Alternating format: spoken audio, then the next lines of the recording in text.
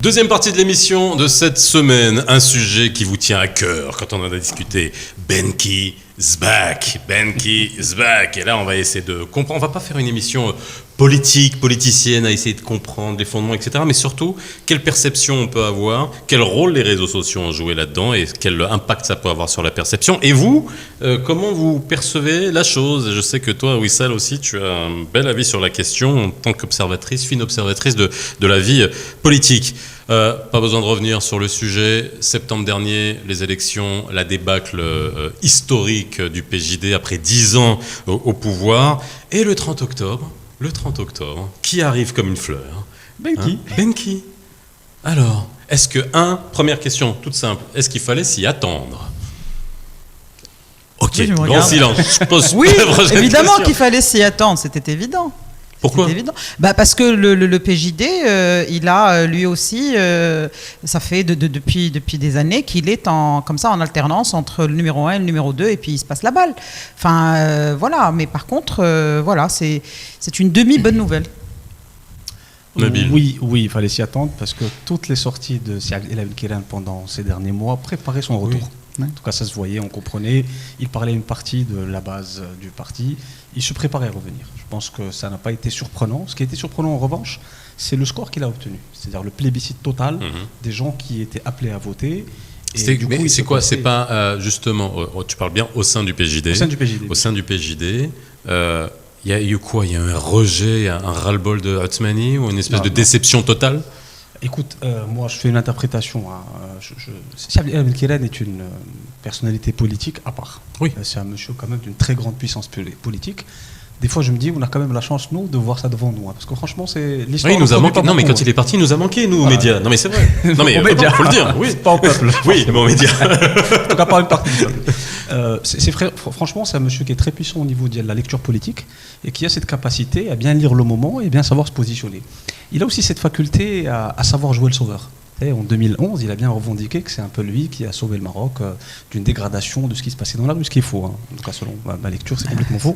Mais il a cette puissance et cette force, en tant que politicien, à venir saisir le moment, se positionner et puis prendre le lead. C'est la même chose aujourd'hui. Son parti a pris, comme on dit, excusez l'expression, une déculottée le 8 septembre. Forcément, ça laisse des traces. Maintenant, le parti est devant deux possibilités. Déculotté qui laisse des traces. Voilà. C'est deux possibilités. Soit le parti se remet totalement en question pour essayer de comprendre réellement quelles sont les causes de fond. Soit il prend le raccourci de dire si on a vécu ça, c'est parce qu'on n'avait pas un leader à la tête du parti. Du coup, on va aller rappeler l'ancien leader pour le remettre à la tête du parti. Visiblement, c'est ce que le parti a choisi de faire.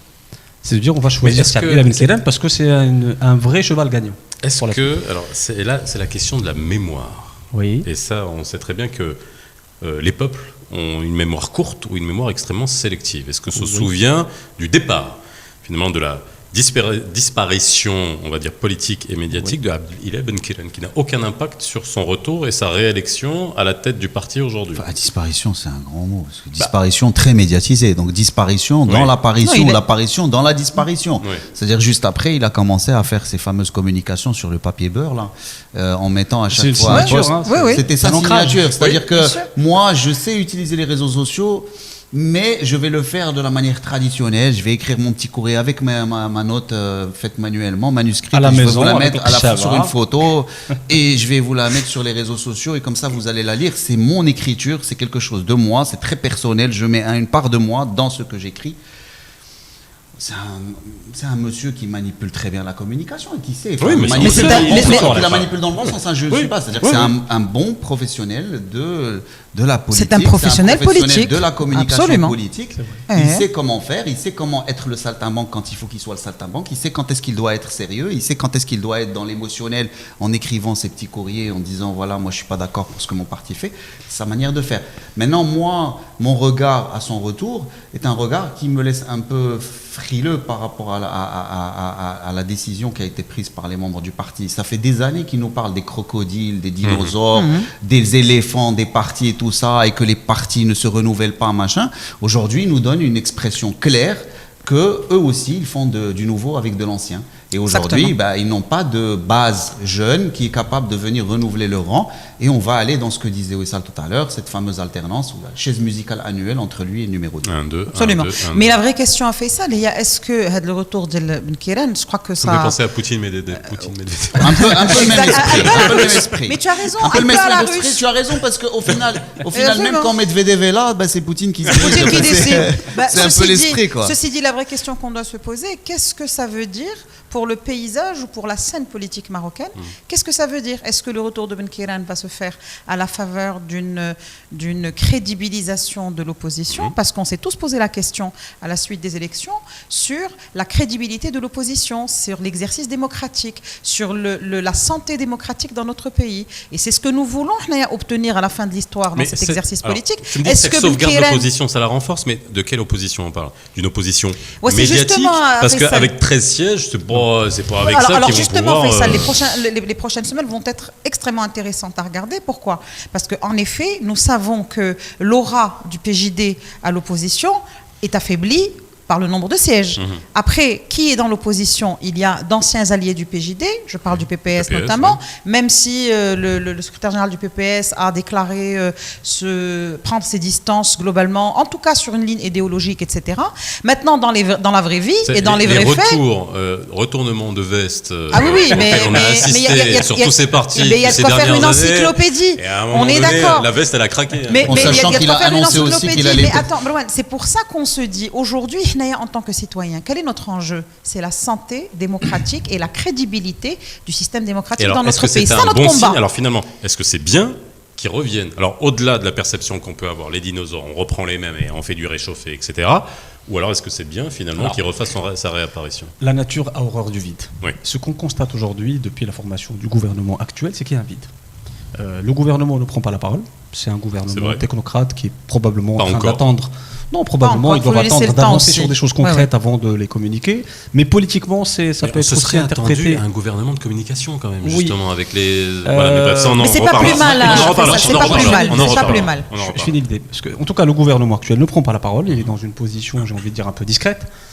Du coup, l'opposition n'est pas structurée, n'est pas organisée, n'est pas forte, n'est pas alignée pour pouvoir prendre la parole. Il y a du vide. Ce vide se remplit par quoi? Par la rue.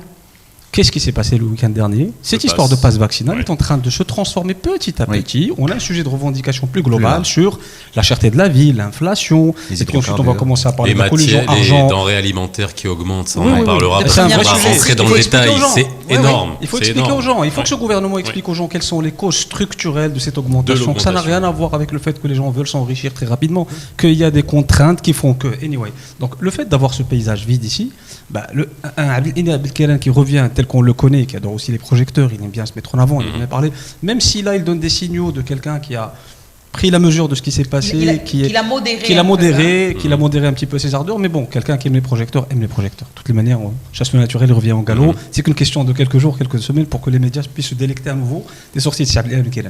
Donc l'arrivée d'un monsieur de ce calibre, qui est un bon tribun, qui est quelqu'un qui sait manier la parole, qui est quelqu'un qui sait parler aux gens, va avoir un effet probablement positif sur le déplacement de l'opposition et éviter de laisser l'opposition s'installer dans la rue.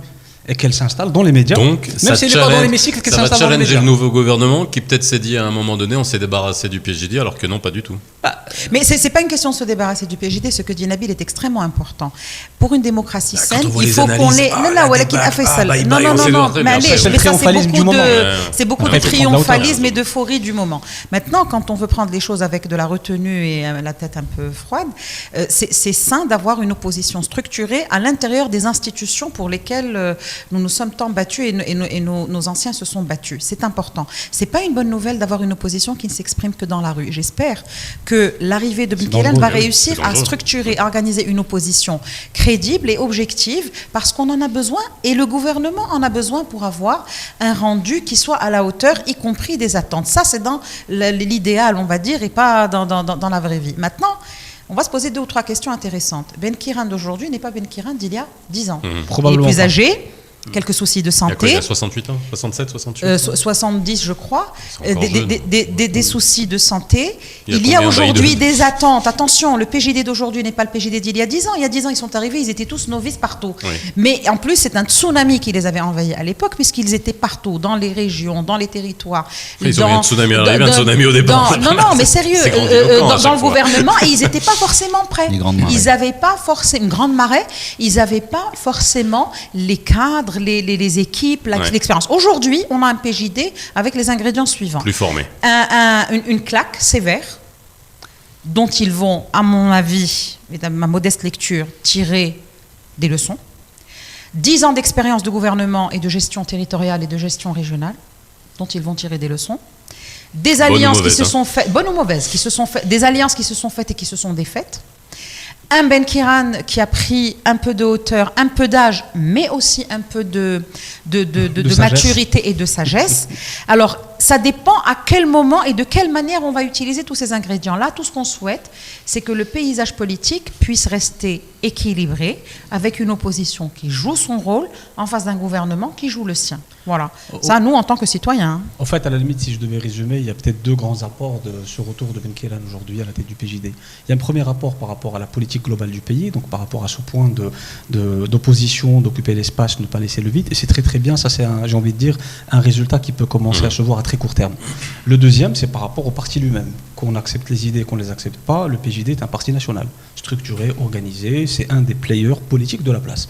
Et il vaut mieux avoir un parti politique qu'avoir des mouvements cachés qui ne sont pas politiques. Donc, au moins, l'histoire a démontré déjà ça, la limite de ce modèle. Je pense que c'était la première crainte de beaucoup, on va dire, de gens qui observaient, en se disant il vaut mieux avoir un parti, entre guillemets, islamiste ou un mouvement islamiste présent, plutôt qu'il soit relégué en marge. Bah, c'est clair, bien sûr. c'est dangereux. Ça, justement, et l'expérience a montré que pendant ces 10-11 ans, ce qu'on peut reprocher au PJD pendant son mandat est plus de l'ordre de l'économique, de l'organisation, de la vie sociale, absolument rien à voir. Les Marocains l'ont montré de toute façon. Mais parce que les gardes-fous ils l'ont exprimé, absolument. Les Marocains ont montré, les garde-fous ont été mis en place. Donc finalement, un parti d'obédience islamiste, s'il a les bons cadres, s'il est capable d'apporter de la valeur, s'il est capable de contribuer au développement du pays, bah, il a sa place comme le reste, comme les autres pays, comme les autres partis, socialistes ou libéral ou autres. Ceci dit, Faisal, excuse-moi Nabil, on aura noté que Ben Kiran, dans sa déclaration post-élection à la tête de son parti,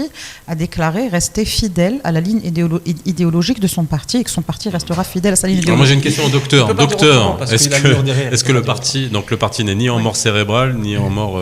Alors c'est bien que tu me dises ça parce que depuis tout à l'heure j'entendais le retour de Benki et le parti. Et Wissal a parlé du gouvernement, et du manque de communication de la part du gouvernement. Moi j'ai l'impression que ce gouvernement c'est un peu comme Robert De Niro dans L'éveil. En fait, il est en léthargie et il est en train de regarder en fait l'ampleur du chantier qu'il a à faire. Il ne sait pas par où commencer. Et Benki, c'est la balle de tennis que le médecin lui a envoyée et qu'il a fait ça pour l'attraper. Donc en fait, Benki va ramener la référence. Simulation. De Niro, L'éveil. Regardez-le et on vous dira à quelle minute. Voilà, je vous mettrai à quelle minute du film vous pouvez avoir cette scène. Voilà, non mais sérieux. En tout cas, Ben Kiran sera très heureux d'avoir été comparé à De Niro. À mon avis, c'est un coup de taser. C'est un bon coup de taser. À la balle de tennis. C'est un coup de taser. Mais Faisal, il y a un élément fondamental que l'on oublie. Et tout à l'heure, Marwan l'a cité en tout début de son intervention pour dire le PJD et Ben Kiran en particulier a très longtemps reproché aux partis anciens et traditionnels leur format un peu dinosaure et le non-renouvellement. Aujourd'hui, il y a un véritable effort à faire par les partis, notamment ceux au pouvoir, pour rentrer dans les milieux où ils peuvent créer des viviers politique important. L'université, aujourd'hui, a été le fief historique de la gauche, puis des islamistes. Mais à quel moment est-ce qu'un parti libéral modéré qui est dans la vraie vie de tous les jours est rentré à l'université? Ben, jamais. Et ça, c'est un exercice fondamental parce que aux États-Unis, on intéresse les jeunes à la politique très tôt. C'est un acte citoyen, c'est un acte essentiel et je pense que ce gouvernement-là, profitant de ce changement, on va dire de mindset, y compris des Marocains, parce qu'il ne faut pas oublier que les Marocains ont mûri. Et la crise que nous avons traversée depuis maintenant bientôt 2 ans, nous a fait mûrir sur un certain nombre de sujets. Aujourd'hui, il est fondamental que les responsables politiques assument la responsabilité de créer des viviers qui vont assurer le relais demain. Ça nous fera éviter, et ça nous fera gagner surtout beaucoup de temps et éviter bien des débâcles. Voilà. Ouais, PJD, Non, pas ça, mort, donc on est bien d'accord. Non, absolument On l'a pas. bien montré. Absolument pas. Voilà. Contrairement à ce que beaucoup auraient pu dire au lendemain des absolument élections. Voilà.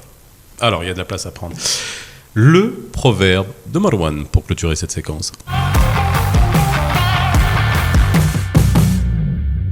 الوغ المثل ديال اليوم في خاطر عزيزي السي علي السرحاني اللي ماشي معنا. السي علي السرحاني الا كنت تشوفنا السلام عليكم. انا ما غنكونش في المستوى ديالك ولكن غنحاول. هذه القصه ديال البي جي دي اللي ديما تيعيب على الاحزاب الاخرى بانهم ما كيتجدوش والى ما غير ذلك، وهما دابا واقعين في نفس الغلط. كتذكرني بداك المثل اللي تيقول اللي ضاروا بالزاج ما يشيرش على جوار الناس بالحجر. Voilà, merci Wissal, merci Nabil Merci à et toi. merci docteur d'avoir été avec nous. On se retrouvera cette semaine, vendredi, n'oubliez pas, et l'intégrale bien entendu samedi. On se retrouve pour la 3e séquence où on va parler de cette fameuse photo, la photo qui a tourné sur les réseaux sociaux qui pose une vraie question dans notre pays.